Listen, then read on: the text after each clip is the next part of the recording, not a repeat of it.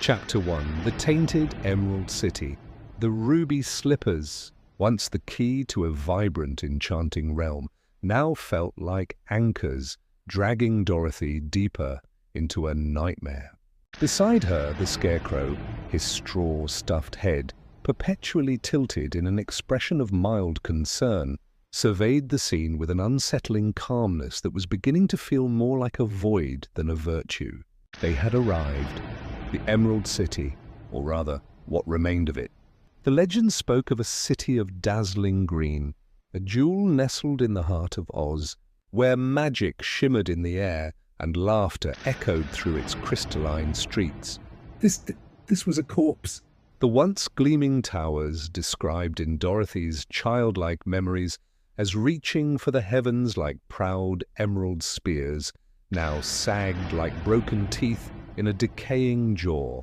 Their surfaces, once polished to a blinding sheen, were scabbed with a viscous, rust-colored residue that Dorothy prayed was not what she suspected.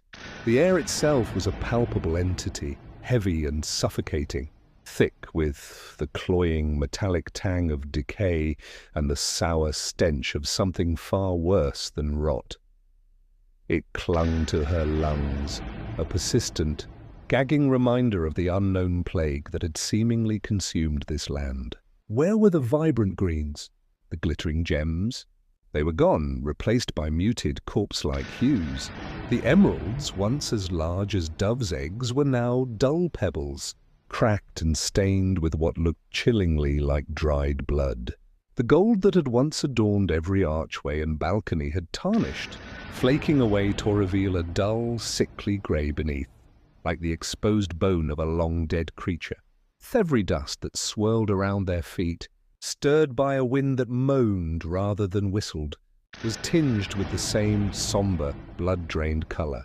This was not the Oz of her storybooks. This was a land that had been bled dry, its life force siphoned away, leaving behind only the desiccated husk of its former glory. The silence was the most unnerving thing. Not a peaceful silence, but the expectant hush of a graveyard, broken only by the unsettling creak of decaying structures and the distant, unnerving scuttling of unseen things. There were no children's delighted cries, no bustling marketplaces, no songs carried on the breeze, only the lament of the wind and the gnawing dread that settled deeper with every passing moment. The very essence of Oz, the boundless joy and vibrant life, had been extinguished, replaced by a pervasive, suffocating despair that seeped from the cracked stones and the crumbling facades. Dorothy clutched Toto tighter, the small dog whimpering softly against her arm, his usual exuberance replaced by a trembling fear. Even he, with his innocent heart and boundless energy, could sense the wrongness of this place. He pressed his wet nose against her hand, a silent plea for comfort that Dorothy found herself unable to provide. She, the brave girl who had faced witches and wicked